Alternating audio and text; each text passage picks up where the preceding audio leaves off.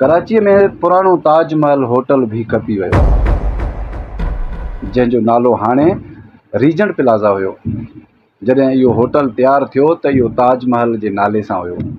उन खां पोइ वरी उहो सेल थियो, जंहिं ॿिए मालिक वरितो त उनखे वरी रीजेंट प्लाज़ा जे नाले सां उन्हनि नालो ॾिनो। काफ़ी अरसे खां पोइ हीउ प्लाज़ा वरी हाणे खपियो, पर कंहिं होटल वारे कोन ख़रीद कई, कंहिं ॿिए इदारे ख़रीद कोन कई।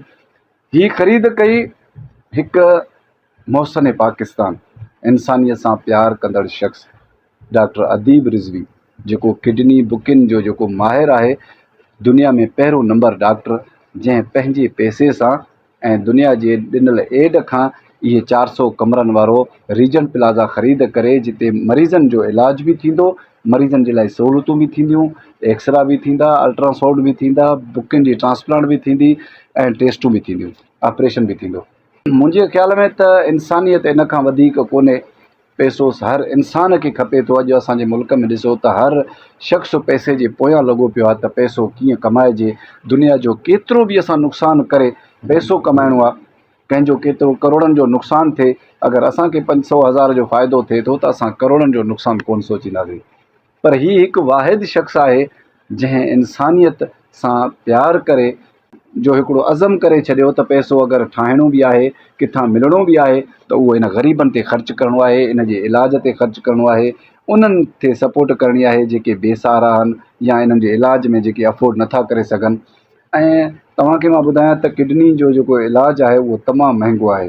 तव्हां ॿियनि निजी हॉस्पिटलनि में वेंदव त तव्हांखे 20 खां 25 लख तव्हांखे एट ए टाइम जमा कराइणा आहिनि, ऐं पोइ बि थी सघे थो त आख़िर में तव्हांखे SIUT वञिणो पए। त सभिनी वीडियो ॾिसंदड़नि खे मां इहो अर्ज़ु कंदुसि, दादा तव्हांखे अगरि को बि किडनी जो, यूरिन जो को बि अगरि प्रॉब्लम थिए थो त शाहराह फैसल ते हाणे रीजेंट प्लाज़ा वारो पुराणो बिल्डिंग जेको आहे त उहो SIUT थी चुको आहे। इनशाअल्लाह अन क़रीब डॉक्टर साहब पंहिंजे मिशनरी समेत शिफ्ट थींदो। मरीज़नि खे आसाइशूं, 400 कमरनि वारो रीजेंट प्लाज़ा हाणे SIUT थींदो, अवाम जी ख़िदमत जे लाइ। इन में कंहिंजो को बि मुफ़ाद कोन्हे। ऐं असां त दिली तौरु यकीन कयो त मां दिली तौरु ॾाढो ख़ुशि थियो आहियां, ऐं डॉक्टर अदीब रिज़वी ऐं उनजे स्टाफ खे त दिली तौरु ॾाढियूं दुआऊं कयूं आहिनि। ऐं मां चवां थो त अलाह पाक अहिड़नि शख़्सनि खे पाकिस्तान में अञा वधीक पैदा करे, अहिड़ा माण्हू पैदा थियनि जेके इंसानियत जे लाइ दर्दु रखनि था, ग़रीबनि जे लाइ दर्दु रखनि था।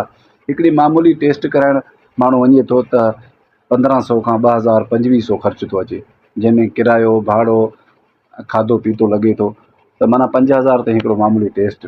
ऐं हीअ तव्हांखे हज़ारें रुपयनि जो टेस्ट जेको आहे त उते फ्री में थींदो, तव्हांजी ट्रांसप्लांट थींदी, तव्हांजा ऑपरेशन थींदा, बुकी जो जेको बि मसइलो आहे त उहो सॼो हल उते फ्री में थींदो, तव्हांजो रुपयो ख़र्च बि नथो अचे।